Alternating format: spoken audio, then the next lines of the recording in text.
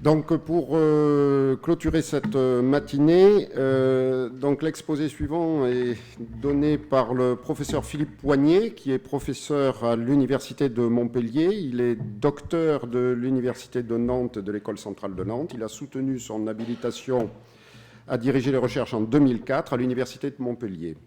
Il a été ingénieur de recherche et de développement au sein de la société CEPRO Robotique de 1996 à 1998, puis successivement maître de conférences à l'Université d'Orléans, puis à l'Université de Montpellier. Il a été responsable de l'équipe de recherche Dexter sur la conception et la commande de robots de manipulation au sein du département robotique du LIRM de 2004 à 2011 et département robotique dont il est maintenant le responsable. Donc il va nous parler également de chirurgie mini-invasive et de chirurgie endoluminale, les quelques avancées récentes avec des transparents en anglais, mais je pense qu'il saura les traduire en français. Et je m'en excuse dès à présent. Voilà, tout d'abord, je voudrais remercier Jean-Paul de m'avoir invité à présenter ses travaux et d'avoir organisé cette journée autour de la robotique et de la santé, qui, comme vous l'avez vu avec les deux orateurs précédents, effectivement est un domaine passionnant, en plein essor, même s'il a déjà commencé depuis, sous l'impulsion d'un certain nombre de personnes ici, depuis déjà une bonne trentaine d'années, au moins dans la communauté nationale en France. Alors, en passant après deux collègues roboticiens, effectivement, ça va m'amener à redire un certain nombre de choses, mais bon, ça fait partie aussi de la pédagogie, de l'art de répéter pour bien se faire comprendre. Donc je vais essayer, autant que faire se peut, de montrer effectivement au travers de cet exposé un certain nombre d'avancées récentes dans le domaine de la robotique médicale, en particulier pour contribuer à quelque chose sur lequel Jocelyne Trocaz a bien insisté, en particulier le service médical rendu ou le bénéfice pour le patient ou le chirurgien. Alors, même si ça n'apparaîtra pas directement dans les transparents que je vais présenter, dans la mesure où un certain nombre de travaux sont quand même très amont par rapport à ce qui pourrait être fait dans une salle d'op à l'heure actuelle, ça vous permettra d'avoir une idée un petit peu de ce sur quoi les équipes de roboticiens travaillent en collaboration avec les cliniciens. Alors, je reprendrai, si j'arrive à passer au transparent suivant.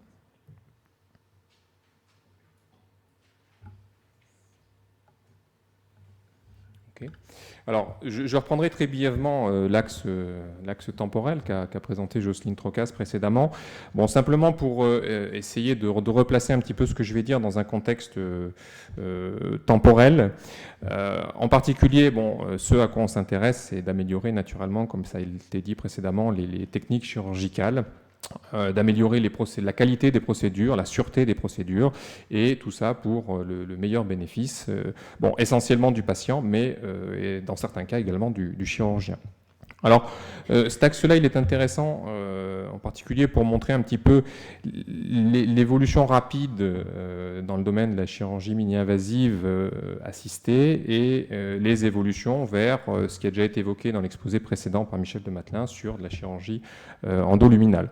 Donc, on peut considérer que dans fin des années 2000, on était arrivé à une maturité de la chirurgie manuelle mini-invasive, et que au cours de cette dernière décennie, on a vu le déploiement assez massif de robots tels que le Da Vinci, dont on a déjà parlé. Je présenterai tout à l'heure une vidéo pour illustrer un petit peu le mode de fonctionnement dans les blocs opératoires, donc pour assister à un certain nombre de gestes qui sont difficiles à réaliser avec une instrumentation manuelle et conventionnelle. Donc on peut considérer qu'en 2010, c'était quelque chose qui était couramment déployé et qui continue à se déployer, même si on peut discuter sur les avantages ou les inconvénients que peut avoir un tel système. Alors, ce qui est intéressant, c'est, je rebondis sur une remarque qui a été faite également par Michel de Mathelin, sur le fait qu'à l'heure actuelle, on est peut-être en avance sur le plan technologique par rapport aux techniques chirurgicales. Comme vous le voyez là, vous avez sur cet axe-là la chirurgie mini-invasive qui était à maturité, et puis ensuite, on a développé un système d'assistance robotisée, et puis plus on va de l'avant, plus les techniques chirurgicales évoluent, en tout cas c'est mon sentiment, de façon concomitante avec les techniques de l'ingénieur, et pour un bénéfice mutuel.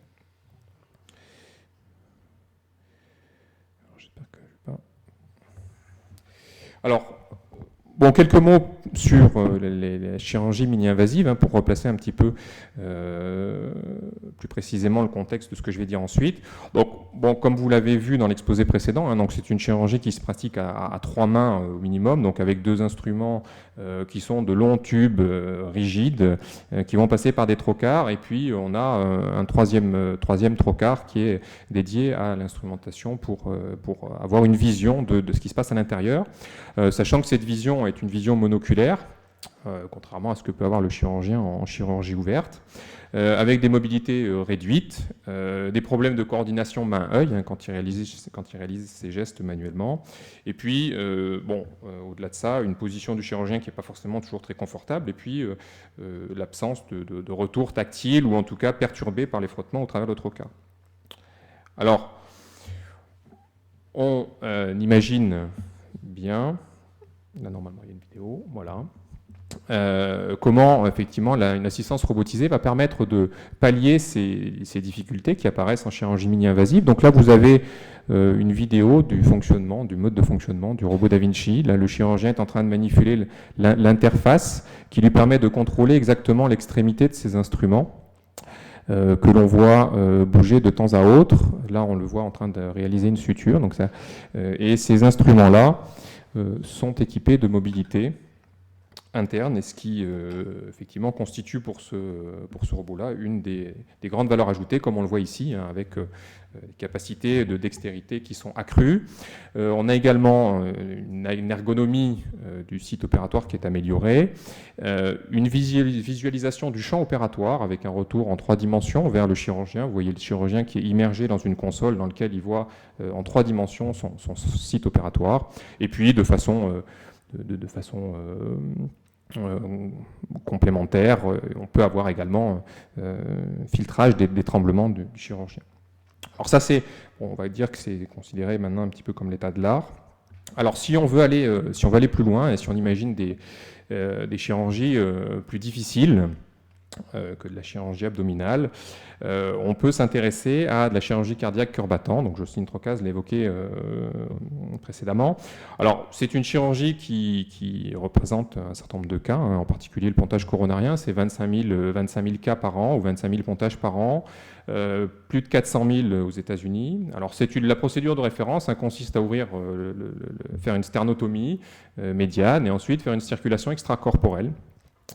Donc on fait partir le sang vers une machine externe, et qui va pomper à la place du cœur, et le cœur est arrêté dans ce cas-là. Alors naturellement, on a quand même un fort taux de succès, hein, de ces opérations-là. Par contre, on a des effets secondaires sur le patient qui sont non négligeables, hein, avec des risques de microembolie, des complications neurologiques, des complications qui peuvent être rénales également, et puis le traumatisme lié à la sternotomie, etc. Alors, on peut imaginer effectivement remplacer cette chirurgie ouverte par une chirurgie mini-invasive, et associer à cette chirurgie mini-invasive, éliminer la circulation extracorporelle pour aller vers une chirurgie sans pompe. Alors à partir de ce moment-là, on va éviter le traumatisme lié à la sternotomie, avec moins de risques, des traumatismes moins importants, une récupération, une convalescence beaucoup plus rapide. Par contre, si on n'utilise plus la machine cœur-poumon, et si on n'a plus un cœur arrêté, on va être obligé d'utiliser des techniques pour compenser les mouvements physiologiques ou les mouvements naturels du cœur, comme il a déjà été évoqué ce matin. Alors une première étape pour le faire, hein, consiste à utiliser des stabilisateurs mécaniques, hein, donc la société Medtronic par exemple a développé le système mécanique très simple, passif, qui permet de positionner sur la zone à opérer et de stabiliser localement la zone à opérer. Alors, si je reviens un petit peu sur les spécifications associées à ce geste-là, dans le cadre d'un pontage coronarien, c'est quelque chose qui est, si on veut réaliser une suture, donc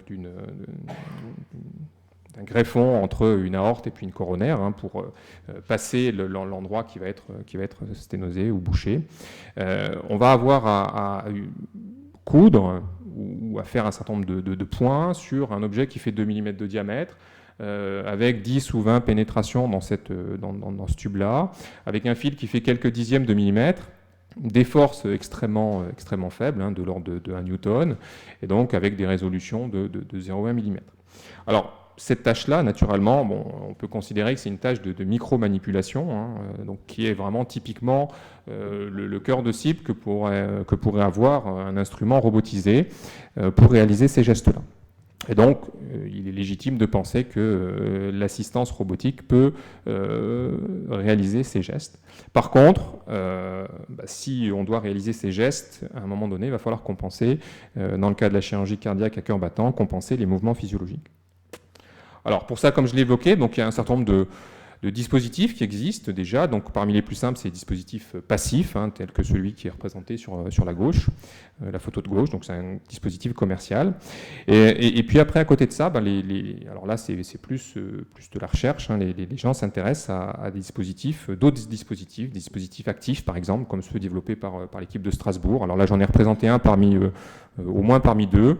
Donc un dispositif actif, où on va avoir le stabilisateur ici passif qui lui est relié à une tige, mais qui cette fois va être actionné dans ce cas-là par des moteurs piézoélectriques avec des articulations compliantes à ce niveau-là qui vont permettre de faire bouger cette tige-là, comme on le voit sur ce dessin-là, et puis d'arriver, alors on ne le distingue pas forcément très bien là, mais d'arriver à compenser. Ici on voit les mouvements du cœur sans compensation, et ici les mouvements du cœur avec compensation.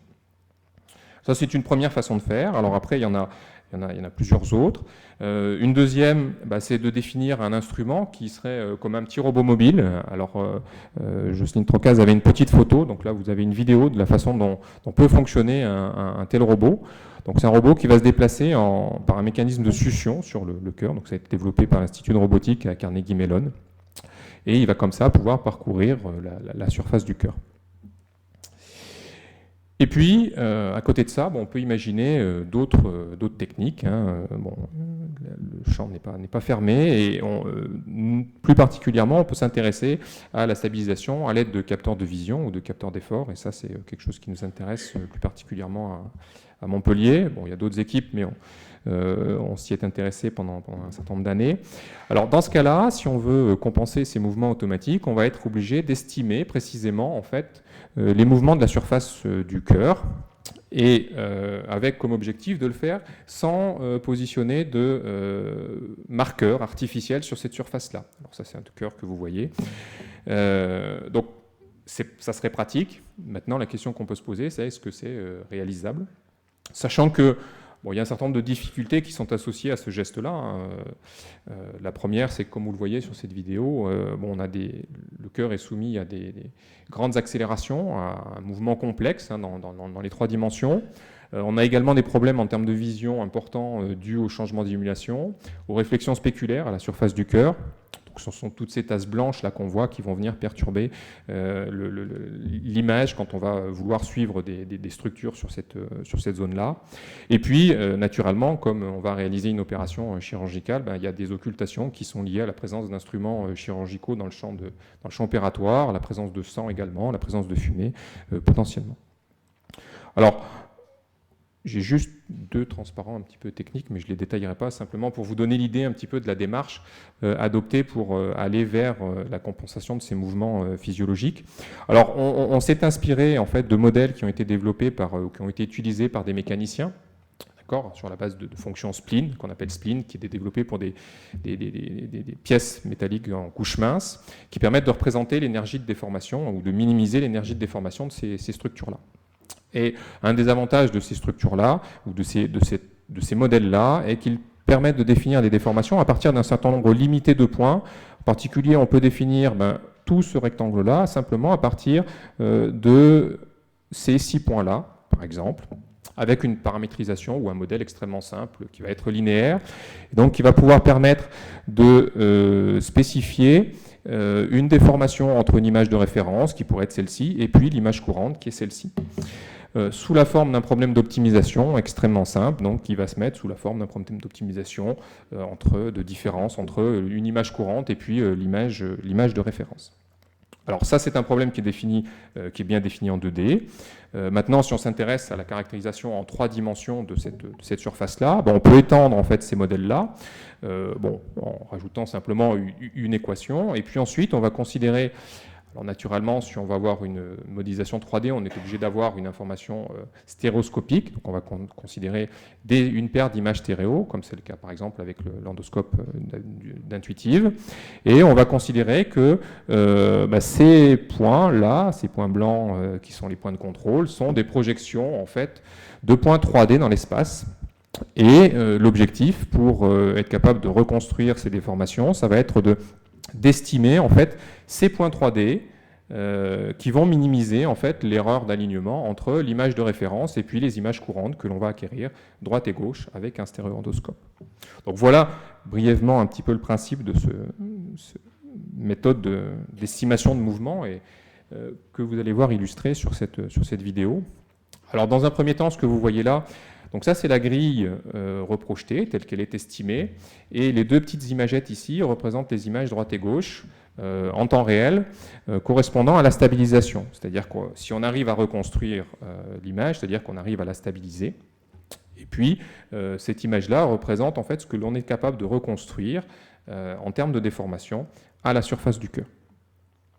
Alors, ça, c'est relativement robuste au changement d'illumination, parce qu'on a un modèle de compensation de ces changements d'illumination. On a également une méthode pour prendre en compte les réflexions spéculaires à la surface du cœur. Mais, comme vous avez pu le voir ici, on ne prend pas encore en compte des occultations, par exemple, possibles. Alors pour ça, et ça sera ma dernière équation, on a la nécessité, si on a des perturbations qui viennent s'ajouter dans le champ opératoire, de rajouter en fait des modèles de prédiction de ce mouvement cardiaque, que l'on fait sous la forme de modèles relativement simples, pour les sciences de l'ingénieur, sur la base de séries de Fourier qui vont être non stationnaires, c'est-à-dire que les paramètres de ces modèles-là vont varier dans le temps, et ces modèles-là vont représenter à la fois les mouvements du cœur, mais également les mouvements imposés par la respiration. Donc on a des techniques en fait, d'estimation qui sont standards pour estimer les paramètres de ce genre de modèle. Et plus important, donc je vais vous présenter là les résultats en fait, que l'on peut obtenir. Alors sur la surface que l'on cherche à reconstruire et à modéliser, là ce que vous voyez ici en fait c'est l'estimation et la prédiction du mouvement du point central de cette zone jaune. Et ce que vous voyez sur la vidéo en bas, c'est alors dans un premier temps tout ce qui apparaît en rouge, pardon, ça correspond à une occultation, ou qui simule une occultation. Et puis, ce qui apparaît, alors ce qu'on va voir là, en fait, là, c'est sans la partie prédiction. Donc, on voit tout d'un coup que la grille, en fait, explose, parce qu'on a un problème de suivi lié à des réflexions. Et donc, en ajoutant ce modèle de prédiction, on est capable de robustifier et de stabiliser en fait, ce modèle de déformation et de continuer à suivre les déformations malgré l'absence d'informations visuelles pendant un certain temps, et ce jusqu'à 3 secondes. Voilà donc un petit peu comment on peut utiliser en fait, des sciences pour l'ingénieur pour récupérer des informations et aller vers une compensation des mouvements cardiaques. Alors, je vais maintenant, ça c'est un exemple pour illustrer effectivement des avancées récentes dans le domaine de la chirurgie mini-invasive, et je vais poursuivre par ce qu'on va faire demain, et ça a déjà été évoqué un petit peu par Michel de Matelin, en particulier pour aller vers de la chirurgie endoluminale. Alors il a très bien positionné le problème, je ne reviendrai pas forcément dessus, par contre je remettrai ça dans une perspective un petit peu historique, qui a déjà été introduite par Jocelyne Trocaz, et en revenant sur l'utilité ou l'intérêt de ces pilules que vous avez vues également présentées. Alors, l'exploration de la région gastro-intestinale était quelque chose d'extrêmement courant dans les pays industrialisés, en particulier lié au cas de cancer de côlon, qui est une des causes principales de mortalité, avec comme objectif la détection et la résection des polypes du côlon. avec une opération qui se pratique avec un colonoscope manuel de type, alors push type, donc on va pousser sur ce colonoscope flexible qui peut faire jusqu'à 2 cm de diamètre, équipé d'une caméra, d'une fibre optique pour éclairer le passage intestinal, et puis quelques canaux pour travailler, ça peut être de l'eau, ça peut être de l'air, et des instruments quelquefois pour faire de la biopsie. Alors c'est en général assez éprouvant pour le clinicien, et puis ça peut être désagréable pour le patient. Donc c'est ce qui a amené un petit peu les gens, enfin les chercheurs et les ingénieurs à développer soit des colonoscopes robotisés, soit les pilules autonomes. Alors, ça vous a déjà été présenté tout à l'heure, disons qu'on peut considérer que les premières solutions qui avaient été imaginées pour robotiser ce geste-là, c'est d'aller vers des colonoscopes semi-autonomes avec des moyens, disons, de propulsion ou de locomotion intégrés, mais qui sont toujours câblés pour transporter soit les fluides, soit l'énergie, puisqu'on a besoin de l'énergie pour faire se déplacer. Et donc dans le principe de fonctionnement, si je prends celui qui avait été développé par Pease, en fait ce petit robot-là va venir pincer le côlon entre ces deux parties-là, et puis ce soufflet-là va s'étirer, se contracter, et puis une fois qu'on s'est déplacé, on vient accrocher le côlon par cette autre extrémité, et puis on va se déplacer comme ça, à la manière d'un verre, de proche en proche. Alors, naturellement, ces colonoscopes-là ne sont pas forcément très bien adaptés à l'environnement, en particulier parce que le côlon va se rétrécir, c'est glissant, on a des courbures assez importantes, donc ce qui limite considérablement le trajet ou la capacité à se déplacer à l'intérieur du côlon de façon semi-autonome. Donc c'est ce qui a amené à développer des solutions autonomes, sans fil, qui sont avalés par le patient et de ce fait vont explorer tout l'appareil digestif d'un seul coup. Alors, ce sont des prouesses de technologie, puisque sur une capsule, alors celle-ci fait par exemple 20 mm de long et 8 mm de diamètre, on va avoir une caméra qui va être motorisée, une caméra CMOS. On va avoir, donc, si la caméra est motorisée, ça veut dire qu'on a un moteur embarqué, ici c'est un petit moteur pas à pas. On va avoir un système de transmission radiofréquence qui va permettre de transmettre les images à l'extérieur. Un système de localisation pour localiser la capsule à l'intérieur du corps. Donc, comme il a été dit également précédemment, Given Imaging avait commercialisé une des premières capsules. Alors, elle était un petit peu plus grosse, mais elle était capable d'explorer pendant 6 à 8 heures tout l'appareil digestif et de renvoyer en fait 2 images par seconde pendant ces 6 à 8 heures, ce qui fait à peu près 50 000 images à traiter après par le chirurgien. Alors ça, c'est intéressant. Donc il y a un certain nombre de sociétés, en particulier japonaises, qui sont intéressées au développement de capsules tout à fait similaires. Et puis, en parallèle, on peut considérer qu'il y avait un autre laboratoire donc en Corée qui avait imaginé quelque chose de beaucoup plus sophistiqué, c'est-à-dire que ces caméras-là ne font qu'explorer et regarder ce qui se passe. Et donc, les Coréens, eux, avaient imaginé que cette capsule-là pouvait en plus agir localement. Et elle était équipée alors de capteurs chimiques, de capteurs de température, ou pouvait être équipée de micro-seringues, de micro-outils. Alors, à ma connaissance, c'est un projet qui n'a pas vu le jour sous la forme d'un mini-robot qui serait la réalisation concrète, pratique de cette vue d'artiste, en quelque sorte. Alors, quels sont les challenges qui restent encore à surmonter pour arriver à avoir des capsules justement beaucoup plus mieux instrumentées, mieux équipées, qui soient capables de non seulement observer mais également agir. Alors la première, c'est d'avoir effectivement la capacité de stockage d'énergie pour une plus longue autonomie. Ensuite, il y a les capacités de locomotion. Alors là, j'ai 2 vidéos de nos collègues de Pease qui représentent ici 2 cas de mode de locomotion. Alors ici, sous la forme de petites hélices, comme un sous-marin. Donc on a 4 petites hélices qui permettent de propulser cette capsule. Ou encore de petites pattes ici, comme cette capsule-là. Alors, plus récemment, il est apparu alors sur le même principe qu'un concept qui avait été développé par les Japonais il y a presque une dizaine d'années maintenant, une pilule également pilotée par un champ magnétique. Donc ça, c'est quelque chose qui a été développé par Siemens et Olympus. Olympus fabriquant déjà une capsule. Et donc en 2010, ils ont réalisé des études expérimentales sur patients, sur une cinquantaine de patients, avec des résultats qui semblent assez probants.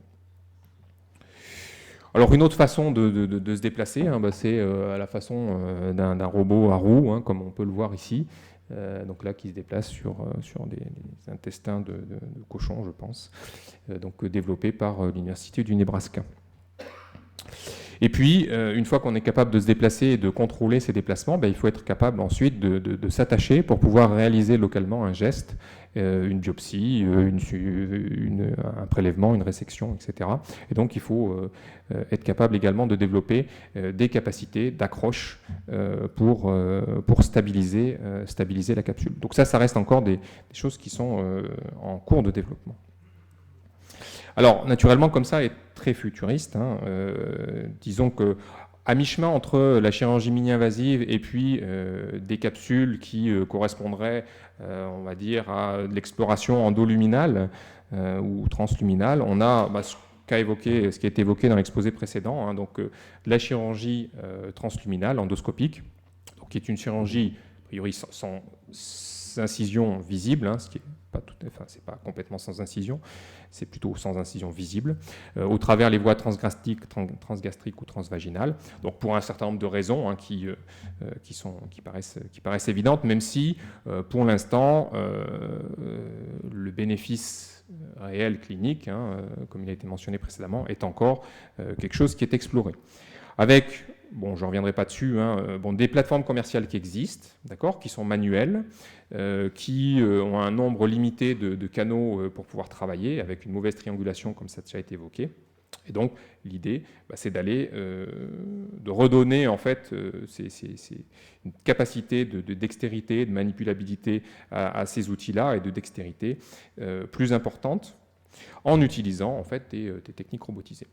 Alors, il y a tout un panel de robots qui ont déjà été développés. Michel de Matelin a présenté la Nubiscope tout à l'heure. Il y avait d'autres plateformes qui avaient été développées déjà assez tôt, dans les années 2000 par Hitachi au Japon, par exemple, où ce que vous voyez ici représente des outils qui doivent faire entre 3 et 4 mm de diamètre, ceux-ci étant des outils de 3,5 mm de diamètre. Donc tout intégré dans un tube qui fait de l'ordre de 12 à 15 mm. Et puis, un des dérivés de cette chirurgie transluminale, qui a été un petit peu évoquée également précédemment, est la chirurgie single port, donc à accès unique. Alors, là aussi, il y a un certain nombre de produits qui existent, en particulier la société Intuitive s'est adaptée à la demande du marché avec le développement de ces outils sur la base de robots ou d'instruments continus, qui permettent de se déformer en continu et qui peuvent s'adapter sur le robot Da Vinci. Donc ça, c'est quelque chose qui est sorti en 2010. Avec un certain nombre d'avantages ou de limitations associés à ces outils-là. Et puis en parallèle, il y a eu des projets, en particulier un projet européen, dans lequel nous étions impliqués, et avec comme objectif de développer un robot multi-axe, avec le nombre de degrés de liberté qui ont été évoqués précédemment, pour être capable de manipuler et de réaliser des sutures en n'ayant accès que via une voie unique au travers de l'ombilic. Donc vous voyez sur la vidéo là le prototype fini, donc qui a été testé in vivo sur cochon, et là vous avez les premiers essais de manipulation avec ce robot là, qui est alors différent des précédents, ou de ceux-ci en tout cas, par le fait qu'on est sur une structure mécanique relativement semblable à des robots conventionnels, où on va avoir des articulations discrètes, motorisées, alors avec comme particularité qu'on a embarqué à la fois la motorisation, mais également toute la partie contrôle de cette motorisation. Là, donc on a une société ST Microelectronics qui a développé un contrôleur miniaturisé qui est capable de rentrer en fait dans ces segments-là. Voilà, alors je terminerai